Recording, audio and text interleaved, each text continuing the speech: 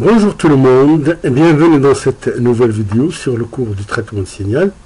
Alors aujourd'hui on va aborder la notion de ce qu'on appelle la transformée de Laplace.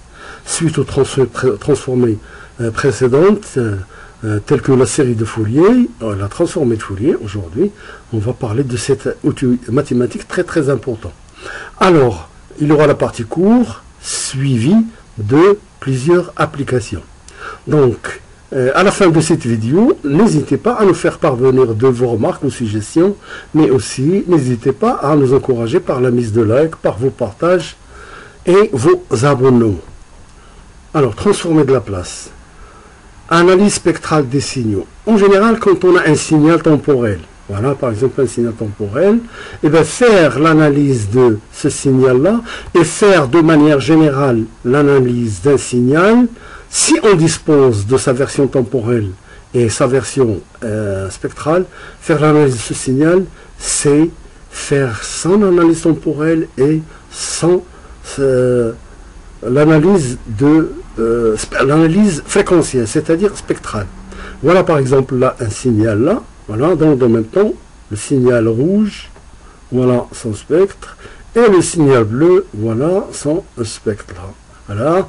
Alors donc analyser dans le domaine temps, analyser un signal, c'est voir son évolution dans le temps, les variations, la variabilité de ce signal-là, les variations rapides, les variations lentes, etc. Parce que c'est ce type de variation qui va générer les fréquences qu'on va trouver dans le domaine spectral. Voilà, par exemple, ce signal rouge-là, la variation est très rapide. Voilà, et bien il va générer une large bande de fréquence, tandis que le bleu, sa variation est moins rapide. Voilà le spectre qui lui est associé. Et donc, j'ai dit, analyser le signal dans le domaine de temps, c'est voir l'évolution temporelle, voir les variations, voir les amplitudes, etc. Maintenant, analyser le signal dans le domaine fréquence, c'est quoi? C'est voir quelles sont les fréquences présentes dans le spectre, quelles sont leurs amplitudes, et donc, quelles sont les énergies associées à chaque fréquence, etc., etc. Alors, acquérir ces outils de base que sont les séries de Fourier pour les signaux périodiques et la transformée de Fourier pour les signaux quelconques, c'est ce qu'on peut dire acquérir une méthode d'analyse spectrale de ces signaux. Alors, à ces deux outils qu'on a vu par avant, s'ajoute la transformée de Laplace, qui est une méthode très puissante, très utile, particulièrement dans le domaine des équations différentielles, la résolution des équations différentielles et l'analyse des circuits électriques complexes. Alors pour cela, on va d'abord introduire ce qu'on appelle les fonctions causales. Une fonction causale, f de t, est dite causale si f de t égale 0 pour t strictement négatif. C'est-à-dire c'est une fonction qui n'existe que pour les temps strictement négatifs. Exemple, c'est l'exemple fondamental qu'on trouve dans les calculs symboliques. C'est la fonction, ce qu'on appelle Heaviside, ou bien l'échelon unité. Voilà l'échelon unité. Voilà. Il est défini pour t supérieur ou égal à 0. Voilà. En dessous de t supérieur ou égal à 0, voilà, le signal est égal à 0. Il est nul. Voilà, par exemple, là, vous avez une fonction sinusoïdale là, rouge, il fait comme ça. Alors, f de t est égal à sinus t. C'est une fonction qui existe pour le temps négatif ou positif, donc ce n'est pas une fonction causale. Par contre, si on prend g de t est égal à sinus t, c'est-à-dire cette fonction, que multiplié par l'échelon unité, et bien cette partie nulle de l'échelon va être multiplié par cette partie-là, et donc le signal va devenir le signal bleu, c'est-à-dire la sinusoïde nulle jusque-là, et après on a notre sinusoïde. Dans ce cas-là, g de t est égal à sinus t, u de t, c'est une fonction causale, parce qu'il existe tout simplement pour les t supérieur ou égal à 0. La même chose si vous avez une fonction ronde, voilà f de t égale à t, elle est là, et puis f de t est égal à t, u de t, voilà, c'est-à-dire on l'a rendu fonction causale. Il n'existe que à partir de t supérieur ou égal à 0. Voilà. Et puis, ça c'est la rampe ou bien ce qu'on appelle l'échelon de vitesse. Et puis vous avez la fonction exponentielle décroissante.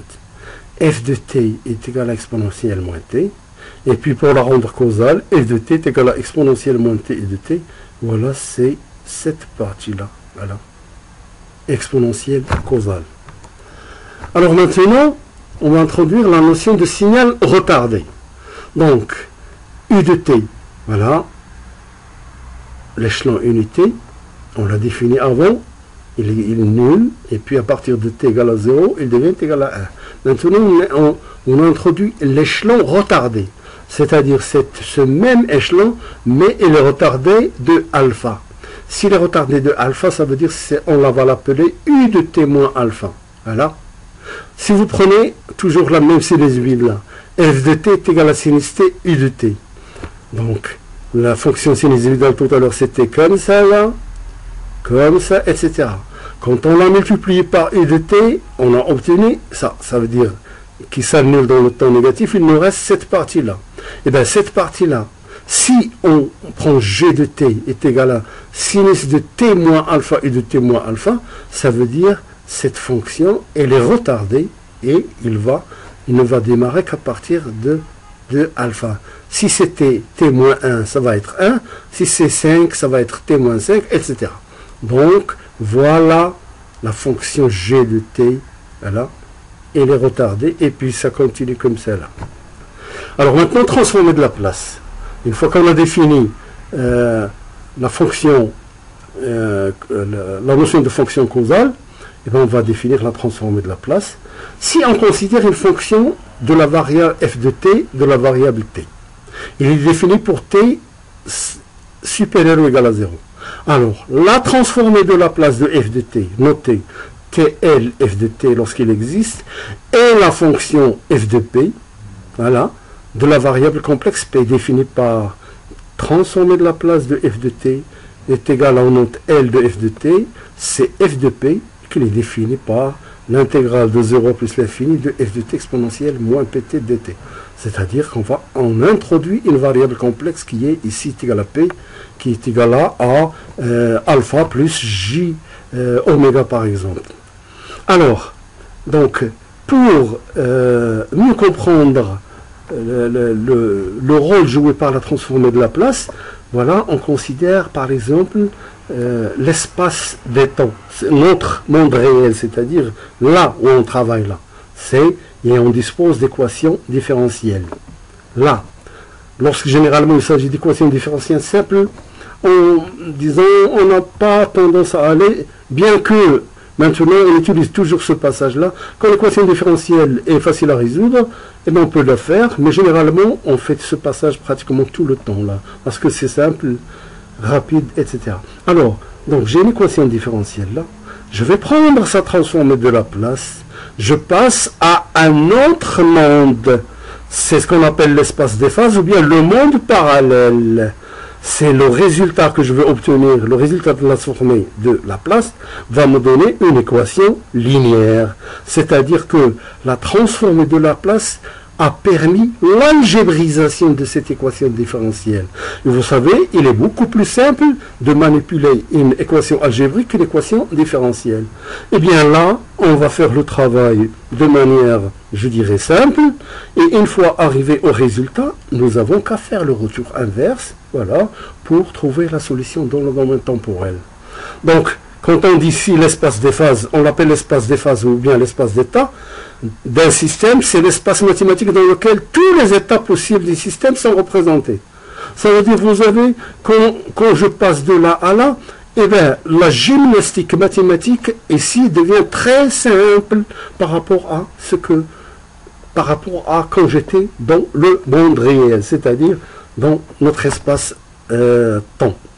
Alors, pour vous donner ma façon d'expliquer ça, pour vous donner juste une image, le rôle joué par la transformée de la place, c'est comme si, voilà, on est dans le monde réel, c'est notre monde là, donc c'est l'espace-temps, et puis j'ai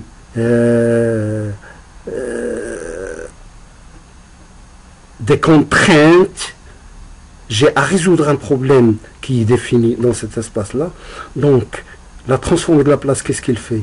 Eh bien, c'est comme si j'ai une fusée qui va me propulser, qui va m'éloigner de cet espace-là vers les espaces lointains où la gymnastique mathématique devient beaucoup plus facile, c'est-à-dire ici, là, et quand j'aurai résolu le problème, eh bien, je n'ai qu'à faire la parachute pour revenir à mon espace temporel. Autrement dit, c'est comme si, pour vous donner un exemple, c'est par exemple, c'est le cas de la gravitation. Ici, donc, sur la Terre, dans nos mondes réels, nous avons la gravitation. Sur Terre, on a la gravitation. Et du fait de la présence de cette gravitation, la mobilité, ou bien on ne peut pas faire toutes les actions de manière facile et simple. Eh bien, là, c'est cette fusée qui va nous propulser dans l'espace où on est pas d'apesanteur. Ça veut dire que la gravitation est pratiquement nulle. Et là, la facilité de mobilité, de faire tout ce qu'on veut. Et une fois qu'on a résolu le problème, et bien par un parachute, on revient à notre monde réel. Voilà, c'est une manière, une façon de vous expliquer le rôle joué par la transformée de Laplace. Alors, propriété de la transformée de Laplace. Il y a d'abord la propriété de linéarité. Soit de fonction f de t, g de t, admettant des transformées de Laplace f de p pour f de t et g de p pour g de t, et soit deux réels alpha et bêta, alors la transformée de bêta de g de p est égale à alpha lf de p et bêta transformée de g de p. Voilà, donc c'est tout simplement la proportionnalité et la superposition. Exemple, voilà, grâce à cette propriété, on peut déterminer la transformée de sinus et cosinus. Eh bien, on sait que le cosinus, il est défini par EJ oméga t plus E g oméga t sur 2. Et bien, la transformée de cosinus oméga t est égale à la transformée de ce terme-là, c'est-à-dire ce terme-là. Et comme, d'après les tables de transformée de Laplace, la transformée de Laplace d'un terme du type E exponentiellement at fois u de t, c'est 1 sur p plus a. Ça veut dire qu'ici, dans notre cas-là, eh bien, c'est, qu'est-ce qu'on a? Voilà, ça veut dire que dans notre cas-là, le A est égal à moins J oméga. Et là, le A est égal à J oméga. Et donc, voilà, la transformée de cosinus est égale à ces transformées-là. En arrangeant, en effectuant le calcul là, je vais obtenir P sur P carré plus oméga carré. Donc la transformée des cosinus, c'est ce terme-là. La même chose, voilà, la transformée de Laplace de ce terme-là, c'est la transformée de ce terme plus ce terme-là. Et bien, toujours en utilisant cette transformée-là, donc je vais obtenir A est égal à A moins J oméga dans ce cas et plus J oméga dans ce cas-là, donc ça fait 1 sur 2J. Et bien, en complétant le calcul, on obtient la transformée des sinus, c'est oméga sur P carré plus oméga carré. Alors maintenant, la transformée d'une translation. Ça veut dire que vous avez une fonction f de t. Vous connaissez sa transformée de Laplace. Quelle est maintenant la transformée de Laplace de f de t qui est décalée, retardée? Donc voilà, f de t, il est là, mais f de t retardée, on la note f de t de alpha, c'est-à-dire f de t moins alpha.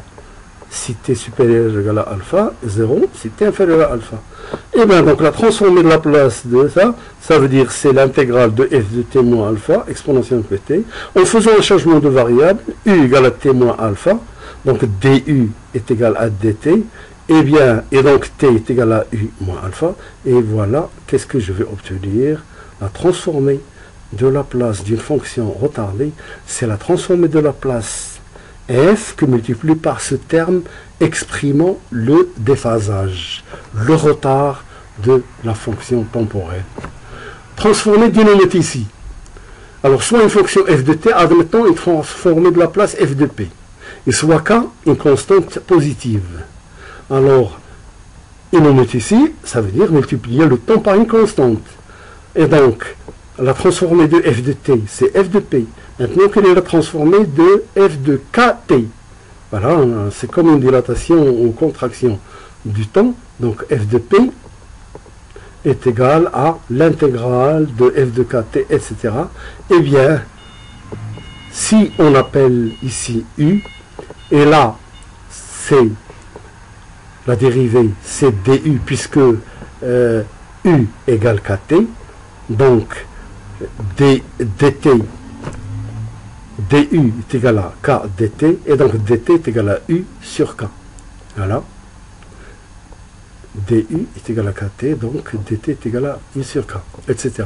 Eh bien, on montre que la transformée de f de ktp est égale à 1 sur k que multiplie par f, la transformée de la place de p sur k. Transformée d'une dérivée. Alors la même chose, soit une fonction f de t, admettons une transformée de la place f de p. Voilà. Eh bien, puisqu'on cherche la transformée de Fourier d'une dérivée, c'est f de t a pour transformer de la place f de p. Maintenant, nous, on cherche la transformée de la place de la dérivée de f de t. C'est-à-dire la transformée de la place de la dérivée, là, est égale à quoi? Eh bien, est égale à f' de t que multiplie par exponentielle moins pt. Si on pose u' égale à f' de t, ça veut dire que u de t est égal à f de t. Et v de t est égal à exponentielle moins pt. Donc, u de t égale à f de t, v' de t est égal à moins p, la dérivée de ce terme, moins p exponentielle moins pt. Et puis on a, voilà, en utilisant la relation de la dérivée d'un produit, donc ça fait uv' égale u'v plus uv'. Et comme nous, on s'intéresse à u'v, c'est-à-dire u' que multiplié par v, voilà, donc elle est égale à quoi? Elle est égale à uv' moins uv'. Voilà. Et bien, donc la transformée de ce terme-là est égale à quoi? Est égale à l'intégrale de uv, c'est-à-dire l'intégrale, c'est e moins pt fois f de t compris entre 0 et l'infini, moins, et bien, moins uv', voilà u f de t, v' égale à, eh bien, l'intégrale, ici, e moins pt f de t est égal à quoi? Est égal à limite de f de t plus limite de f de t quand t tend vers 0. Plus, parce que ici j'ai moins et moins, ça fait plus. Voilà. 2, si je sors le p là, et bien ça va me faire l'intégrale de f de t exponentielle moins pt. C'est-à-dire la définition, tout simplement, c'est la définition de la transformée de la place d'une fonction f de t. Donc c'est pf de p moins f de 0. C'est-à-dire pf de p égale, si je fais passer le pf de p là, ça fait fp f de p moins f de 0 plus. Donc la transformée de la place d'une dérivée est égale à pf de p moins f de t lorsque t tend vers 0 plus, c'est-à-dire f de 0 plus. Maintenant, transformée d'une intégrale, soit une fonction f de t, et là, une transformée de la place f de p, et une fonction h de t telle que, h de t définie telle que, c'est f de l'intégrale de f de u entre 0 et t, est égal à h de t. Donc, voilà. Donc on voit bien que h dans ce cas-là, h de 0 est égal, parce que ça va être de 0 à 0. h de 0 est égal à 0. Alors on a h', ça c'est h de t. h' là est égal à f entre 0 et t. Ça veut dire c'est tout simplement f de t. D'où f de p, qui est la transformée de la place de f de t, est égal à la transformée de la place de h' de t de p. Ça veut dire c'est p h de p moins ph de 0. Et comme h de 0 égale à 0, donc h de p est égal à f de p divisé par p. Et de manière générale, si on a une intégrale n fois l'intégrale, eh bien, on fait la même procédure, on va voir f de p sur p que multiplie par une dérivée une fois CP, dérivée deux fois CP fois P, CP carré, etc. Donc on arrive à N fois est égal à F de P sur P à la puissance N. Alors théorème de la valeur initiale de la valeur finale. Soit F de T, une fonction, admettons transformée de la place F de P, avec F de P est égal à L. On se souviendra bien que entre le domaine de la place et le domaine temporel, on a les relations suivantes. Lorsque T tend vers 0, dans le domaine temps, ça correspond à P tend vers l'infini dans le domaine de la place. Et T tend vers 0, ça veut dire c'est le régime transitoire. Lorsque T tend vers l'infini, il lui correspond dans le domaine de la place, P tend vers 0. Ça veut dire T tend vers l'infini, c'est le régime permanent, final. Permanent, c'est le régime permanent. Donc, théorème de la valeur initiale. Qu'est-ce qu'il fait? Il relie le comportement d'une fonction en 0 et celui de la transformée de la place en l'infini. Soit f de t une fonction causale, admettons comme transformée de la place telle que limite de t quand t tend vers 0, f de t existe, alors limite de f de t quand t tend vers 0, faire cette limite dans le domaine temps, ça revient à la même chose dans le domaine de la place, mais dans ce cas-là, c'est limite quand P tend vers l'infini de P, f de P. De même, théorème de la valeur finale, eh ben, qu'est-ce qu'il relie le comportement de la fonction en plus l'infini et celui de sa transformée de la place en 0.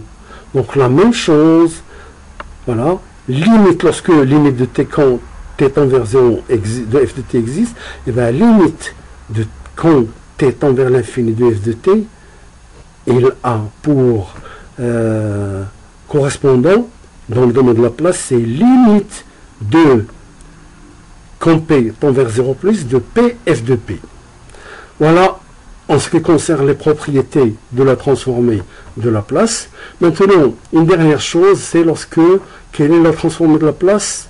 Maintenant, on sait faire la transformée de la place d'une fonction quelconque. Maintenant, quelle est la transformée de la place lorsque cette fonction est périodique?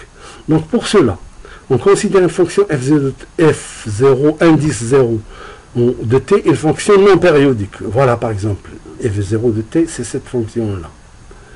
Alors, quelle est sa transformée de la place? Eh bien, c'est f0 de p égale l'intégrale de 0 jusqu'à cette valeur qui est t, exponentielle moins pt, f0 t. Alors, si on... Tout simplement.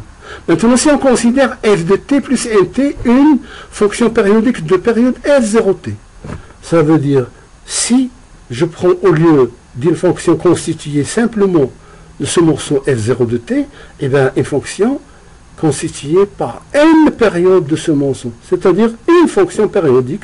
Voilà le motif de la périodicité. Donc, c'est le même là, une deuxième période, troisième, etc. Autrement dit, c'est un signal périodique. Et bien, si on connaît, donc f de t plus nt est égal à quoi? Il est égal à 1 sur 1 moins exponentielle pt exponentielle moins pt f de t dt. Et bien, ça donne quoi? Ça donne f0 de p sur 1 moins exponentielle 1 moins pt. Autrement dit, lorsque je connais la transformée de la place f0 de p de f0 de t, lorsque je connais cette transformée de la place, la transformée de la place d'une fonction périodique constituée par n périodes de cette fonction-là, est égale à la transformée de la place de cette fonction, c'est-à-dire f0 de p, divisé par le terme qu'on rajoute pour les fonctions périodiques, c'est exponentielle 1 moins exponentielle pt. Ici, c'est t, la période, pas la variable. Donc, je suis désolé, c'est le grand T ici. Donc, c'est 1 moins exponentielle moins pt, grand T. Alors, voilà. Donc, table des transformations de la place. Là, vous avez ici les fonctions. Vous avez l'allure. Vous avez l'expression temporelle. Et voilà la transformée de la place. Donc, prendre les plus courants, vous avez ici le Dirac. C'est une impulsion. Notez delta de t. Et quelle est son transformée de la place? C'est 1. L'échelon. Voilà. c'est U de T, c'est 1 sur P. La rampe, c'est T, U de T. Donc tous des signaux causaux. Donc T, voilà, U de T est égal à 1 sur P. La rampe, T, U de T, 1 sur P carré, etc. Et de manière générale, une fonction là, t à la puissance n, et bien on utilise, c'est n factoriel sur p à la puissance n plus 1, etc. etc. Alors, application. Et bien dans ces applications, on va commencer par des exemples, je dirais simples. Voilà, un signal f de t. Voilà. Calculer la transformée de la place du signal ci-contre. Voilà. C'est un signal, ici vous avez 2. 2, ça veut dire la pente 1, et après, elle devient constant. Et bien, pour trouver la transformée de la place, on va trouver l'expression temporelle de ce signal à l'aide du calcul, à l'aide des échelons, et après, on va déterminer la transformée de la place. Donc ici, c'est quoi? La fonction évolue en rampe. Là, donc à partir de 0, c'est une rampe, et là, une pente est égale à 1, c'est t et de t. Mais la rampe, il va jusqu'à l'air fini, on ne peut pas l'arrêter. Voilà. Et bien maintenant, après, à partir de t égale à 2, il me faut revenir là. Et bien à partir de t égale à 2, qu'est-ce que je dois? Je dois retrancher à partir de cet instant une rampe qui a la même valeur, mais qui est négative. Donc, quand j'ajoute cette rampe à celle-là, je trouve de chaque point là. Et à chaque point là, je trouve ce résultat-là. Donc, ça veut dire de là à là, j'ai t et de t. Et à partir de là, j'ai t, u de t moins t moins 2 et de t moins 2. Donc, l'expression temporelle, c'est f de t est égal à t, u de t, moins t moins 2 et de t moins 2. Et là, vous comprenez que c'est simple. Quelle est la transformée de la place de t? C'est 1 sur p carré. Et puis, t moins 2, u de t moins 2, c'est une rampe. T moins 2, c'est une rampe. Donc, c'est 1 sur p carré. Et comme il est retardé, donc voilà le terme de déphasage dans le domaine de la place, c'est-à-dire 1 moins 2p, d'où le résultat final. Alors maintenant, calculer les transformées de la place des fonctions suivantes. G de t est égal à t carré plus t moins exponentielle, voilà, et h de t égale. Donc si je prends le premier cas, G de t est égal à t carré plus t moins exponentielle que multiplié par e de t, ça veut dire fonction causale. Eh bien, t carré, quelle est sa transformée? Eh bien, j'utilise, là, d'après la table des transformées, t à la puissance 2, c'est 2 factoriel sur p à la puissance 2 plus 1. Ça veut dire que, voilà, donc ça fait 2 sur p3. 2 sur p3.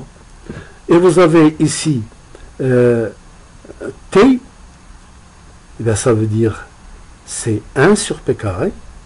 Et puis, vous avez le terme e moins 3t. La même chose, je prends la table des transformés, et à e moins 3t va correspondre à 1 sur p plus a, avec a est égal à 3. Voilà. Donc, c'est 1 sur p plus 3. Et a est égal à e moins 3t. Donc, a est égal à 3. Voilà, en ce qui concerne g de p. H de t. H de t est égal à t moins 2 plus 5 que multiplie par e de t moins 2.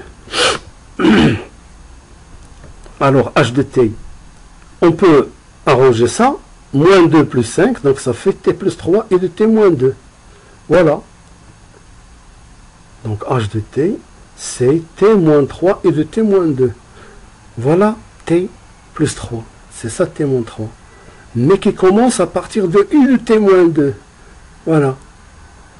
Donc ça c'est t moins 3, mais u de t, t plus 3, u de t moins 2, il commence à partir de là.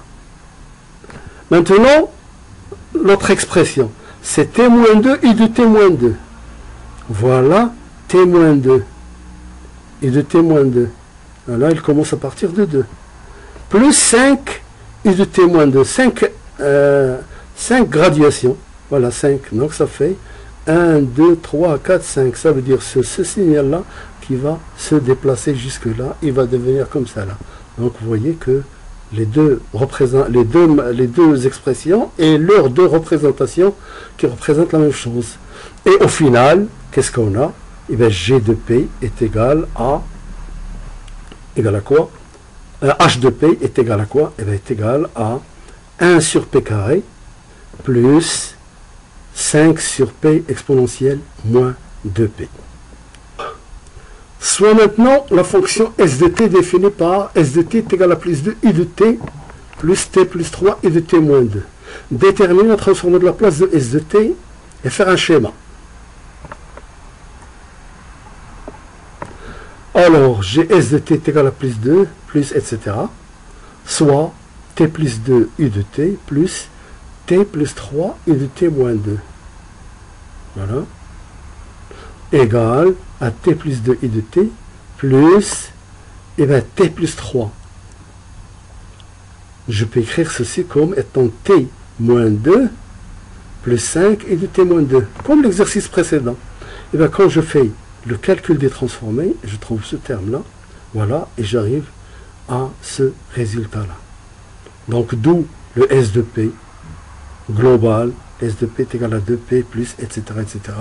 Voilà avec les représentations. Donc ici vous avez T plus 3 et de T moins 2. Voilà T plus 3 qui fait comme ça là. Mais T plus 3 et de T moins 2, ah là il commence là. Voilà T plus 2. Et voilà T plus 2 U de T, il commence à partir de 0 U de T. Donc voilà T plus 2 U de T. T moins 2 U de T moins 2. Voilà T moins 2.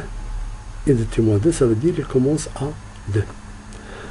Alors, transformer de la place inverse. Soit f de P est égal à L de f de T. La transformée de la place d'une fonction f de T. On appelle la transformée de la place inverse au original de f de P, la fonction f de T notée, voilà, égale à 1 sur 2 pi i intégrale de gamma plus i l'infini, de gamma moins i l'infini jusqu'à gamma plus i l'infini, et exponentielle pt f de P dp, c'est-à-dire la variable c'est P. Cette inversion s'effectue par le biais d'une intégrale dans le plan complexe. Et gamma est choisi de telle sorte que l'intégrale soit convergente. Donc ça, ce sont le nécessaire d'existence de la fonction pour avoir la transformée de la place inverse.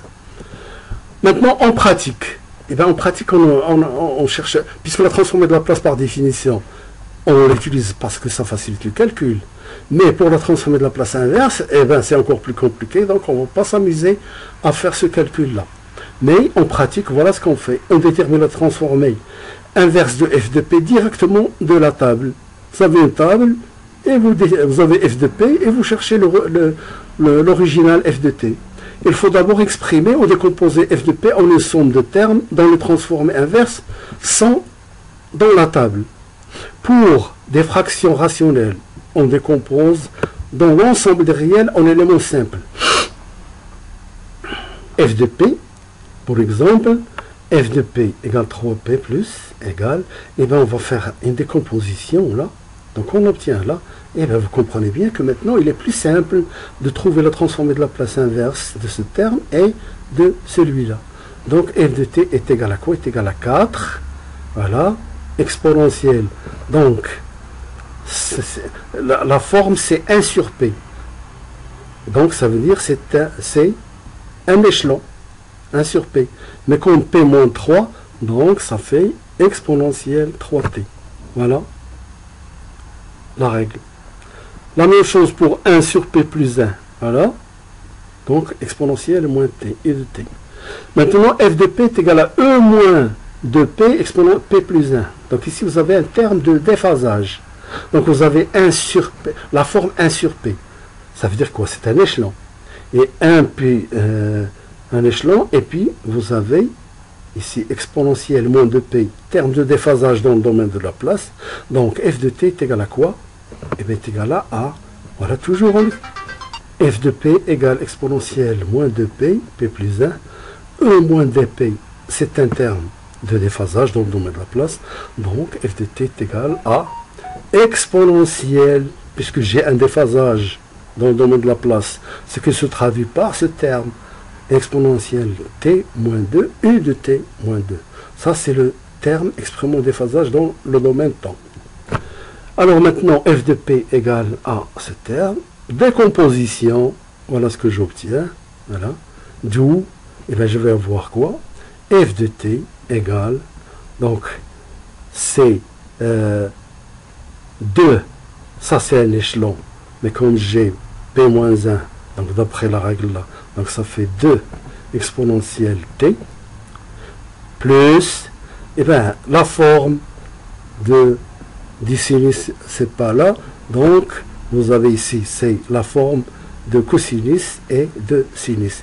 Donc ça veut dire c'est moins 2p sur ce terme-là, plus 1 sur ce terme-là. Donc moins 2p sur ce terme-là, c'est moins 2 cosinus t, et plus 1 sur ce terme-là, c'est plus sinus t. Voilà pour ce qui est pour la transformée de la place inverse. Donc je résume, on ne fait pas de calcul, on a recours aux tables pour faire les transformées originales. Application, soit les transformées de la place suivante, f de p égale g de p égale, et va calculer les transformées inverses f de t, g de t. F de p égale, voilà. Donc, la transformée, on utilise toujours l'outil, on le met toujours à côté. On ne va pas chercher à faire des calculs, il suffit d'appliquer la table. Donc, qu'est-ce que j'ai là? J'ai 3 sur p carré. C'est quoi? Ça veut dire le fait d'avoir 1 sur p carré, c'est une rampe. Donc ça fait 3t. Voilà. Et comme je n'ai pas p plus ou moins quelque chose, donc ça veut dire c'est u de t. Maintenant, quand c'est comme ça, voilà. Maintenant, quand c'est 3p plus 5 au carré, ça veut dire que c'est un terme en p carré. Donc ça veut dire c'est une rampe. 3t. Et comme j'ai p plus 5, donc c'est exponentielle moins 5t u de t. Le même principe est appliqué là. Voilà. Il faut toujours décomposer ce rapport de manière à avoir des parties simples. Donc g de p égale ça. On peut l'écrire sous la forme suivante. Voilà. Donc qu'est-ce que j'ai? J'ai des termes p sur ce terme-là et l'autre 1 sur ce terme-là, etc. Donc p sur p carré. Voilà. Donc si j'ai un terme de la forme p sur p carré plus 2 carré, ça veut dire c'est cosinus de t. Et si 2 sur p carré plus 2 carré, ça veut dire c'est sinus t. U de t. Voilà. Et maintenant, lorsque j'ai p plus 1 au carré, ou bien p plus 2, etc., voilà, donc c'est la même chose, seulement il y a le terme exponentiel qui va intervenir. Ça veut dire pour cette expression-là, au lieu d'avoir cette expression-là, voilà, on a tout simplement cosinus de t moins sinus de t exponentiel, parce que c'est p plus 1, exponentielle moins t et de t, c'est-à-dire tout simplement l'application de ces termes-là. Voilà. Donc voilà la règle. Et enfin, g de t est égal à cosinus de t moins sinus de t exponentielle moins t u de t. Alors enfin, un dernier exemple là, c'est lorsqu'il s'agit d'analyser des circuits électriques, il est plus simple de passer dans le domaine de la place. Autrement dit, on va, à partir des relations que nous obtenons là, on va faire une opération d'algébrisation par l'intermédiaire de la transformée de la place. Analyse par la transformée de la place d'un circuit RLC. On suppose que l'énergie initiale du système est nulle, ça veut dire que le système est relaxé. Et on cherche l'expression de V de t. Donc vous avez ici un générateur de courant, vous avez ici un interrupteur, une self, une résistance et une capacité. Et vous avez ici V de t. Alors on utilise la loi des nœuds en faisant la somme des courants au nœud supérieur. Voilà. Donc pour t supérieur ou égal à 0, égal à IR plus IL plus IC. Voilà. Donc, ces trois courants, voilà, ICC est égal à ce courant plus ce courant plus ce courant-là. IR, c'est V de T, puisque V de T, il est au borne des trois dipôles. Donc, V de T, IR est égal à V de T divisé par R plus 1 sur L intégrale de 0T de V de T dt, c'est-à-dire là, plus, enfin, IC, c'est-à-dire c'est C dV de T sur dt. Maintenant, on va appliquer la transformée de Laplace à l'équation précédente. Eh bien, qu'est-ce que je vais avoir? Je vais avoir ici la transformée de Laplace, comme c'est une constante, donc c'est ICC sur P, égale V de P sur R, plus 1 sur L. Alors, l'intégrale de V de T dt, c'est quoi? C'est V de P, on divise par P, plus la dérivée, C, la dérivée, donc c'est CP, V, C, P, V de P moins V de 0 moins. Et comme on a dit que le système est relaxé au départ, c'est-à-dire pas de tension, pas de courant à l'instant initial, donc les conditions initiales sont nulles et donc V0 moins est égal à 0. Voilà. Alors les conditions nulles sont nulles, d'où V de P égale, on obtient alors V de P égale, voilà. Et donc, voilà, c'est plus simple de résoudre ce problème-là dans le domaine de Laplace pour déterminer V de T, parce que là c'est V de P dans le domaine de Laplace.